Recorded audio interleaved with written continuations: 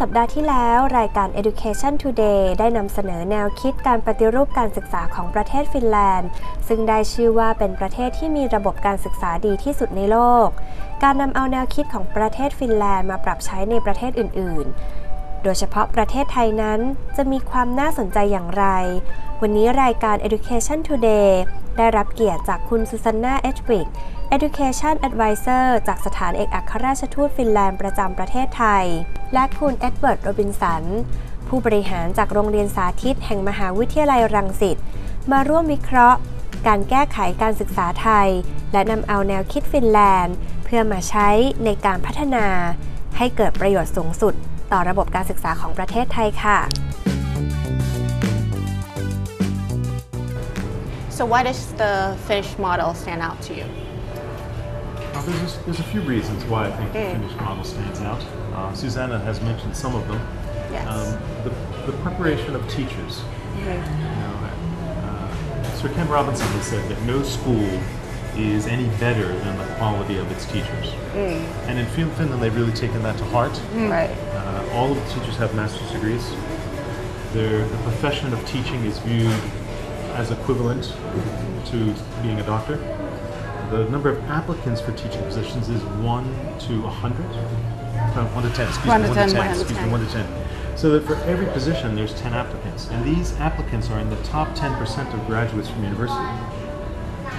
If you compare that to applicants for teaching positions in the US, which tend to be more towards the bottom of the scale of graduates from university, or in Thailand here, finding, in my own experience working for a school here, finding a teacher for certain positions is challenging.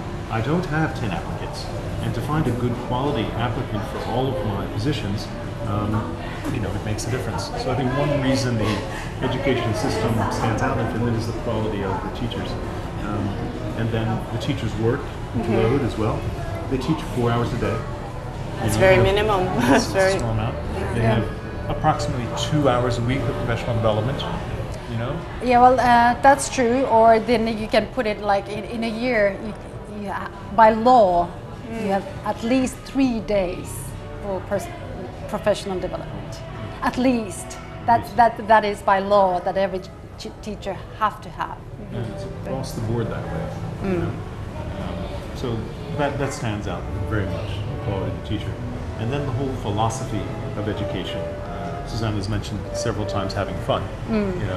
That education shouldn't be a stressful experience that you're trying to avoid. You want education to be something that children are engaged in, right. And not something that a percentage of them. The best performing students are always going to perform well. They enjoy the challenge of learning something new. They're motivated by success in an academic area. But then you have the rest. And for those students, you want education to be not something they avoid, but something they pursue. And in Finland as well, they always try to find that at least that every child would find something that they'll be good at. It doesn't necessarily have to be academic, math, and chemistry, and physics. Exactly. Yeah. You can be a fantastic artist. And if you are supported through your schooling, hey, great. Well, you have to do math and chemistry because that's part of the curriculum. But hey, you have a talent. Have you noticed you have a talent? And then they find these talents during the schooling because they have different subjects, and it doesn't matter that it's the arts that you're good at if it makes you happy. And then you can pursue a career or study arts and pursue a career like in arts or in music.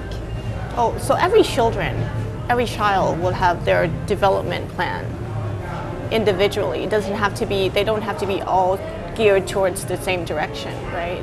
No, they want to find that every child, that they could find one talent that they have. Right.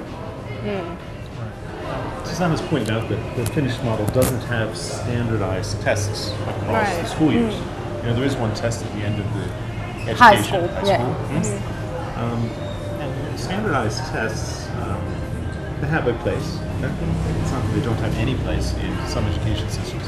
Yes. But the philosophy or the danger of them is that you're trying to fit all children into one mold in one period of time. And they're not like that. They are individuals. They learn at different rates in different areas. And the fact of testing them or pushing them sometimes, and if you use those tests to evaluate your teachers or to compare children to children, you create a very different kind of learning environment than if you're trying to find the unique talents, skills of individuals. Yes, it's impossible. So with your experience as a practitioner throughout, different countries in the world, how would you apply this Finnish model to a country like ours, Thailand? For me, the things that we're applying right now. I see. One is we're trying to diversify the time spent in school. So doing more collaborative activities with the students, having a bit more recess time.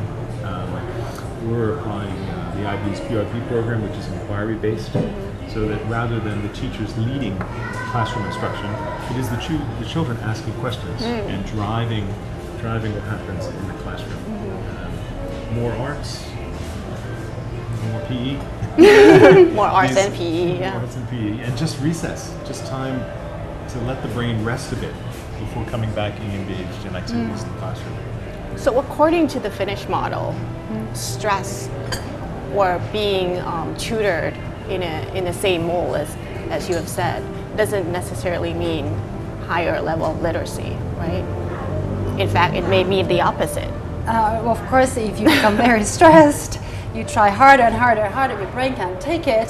The pressure comes from your peers, from your teachers, from your parents, and then at the end of it, the brain just goes, no, I can't handle that at all, and you can't achieve any of your academic goals, I would say. Yeah, and with literacy, I think it's proven, and I think that we've mentioned when we met previously, that in Finnish culture, reading, parents reading with children, is fundamental to the way you raise a child. I know that in my own home life, reading to children is what everybody in the family does. There are always books on hand. People are always reading. Fun books, nothing serious. You're reading together, you're telling stories together. It's about enjoying the book. Enjoying the process as well, right? Enjoying the process. But it's not only about reading the book, it is also being closer to your parents, having that moment together with your parents, creating a pleasant atmosphere around the book. Because quite often what happens in schools nowadays is, here's a book, you have 2 weeks to read it, and then you make a report. What's the enjoyable part of it, especially if it's about a topic you don't like? That's why in Finland as well, we have fantastic public libraries. That's another one that has supported the literacy rates in Finland. You start going to the library from when the children are 2 or 3 years old to get some books that they can start reading. Schools make trips to the libraries. Sometimes there are even library buses that come to the school. Wow. The kids can read. And they are not forced to read only the serious type of books. They're trying to pick, but they will try to demonstrate that there are different types of fiction, non-fiction, comics, and just try to make them feel that there is a pleasure of doing it. So with the Finnish model, what would be the recommendations that you will have besides, reading and literacy would relate? What other recommendations would you have for a country like Thailand that we could start off with? Well, I think what you have done already, like the recess, having more time and physical education, and also that the children are asking the questions, student-centered teaching and learning, I think is very important. But I would also want to stress that what works in Finland doesn't necessarily work in Thailand. But yes, parts of the Finnish model could be easily transferred to Thailand. And I started out by saying professional development of teachers, the quality of teachers is what makes a school. And I think that we need to invest on a regular basis on improving the teaching practice, giving the information and the skills and encouraging teachers to perform better. Testing them and evaluating them and scoring them maybe isn't necessarily the best thing all the time. Encouraging them to develop collaborative relationships with their peers, working together in groups to improve what's happening in the classroom, reducing the amount of responsibilities they have during the school day so that they can plan better. whole.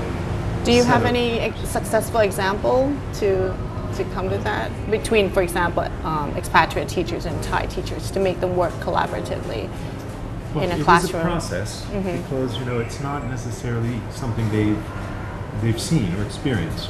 So it's something they need to learn for the first time to do, but also to think about and to collaborate.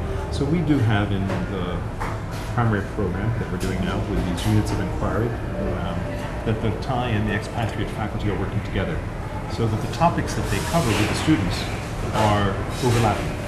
And when they're overlapping, then they're understanding what the other teacher is doing with the students in the classroom, and they can reinforce that in their activities with the students in the classroom. They're sharing responsibility, and then they find out that it makes work easier, because the education comes more naturally to the students. It's easier working with the parents when there's this collaborative aspect of what's happening with the children in the classroom.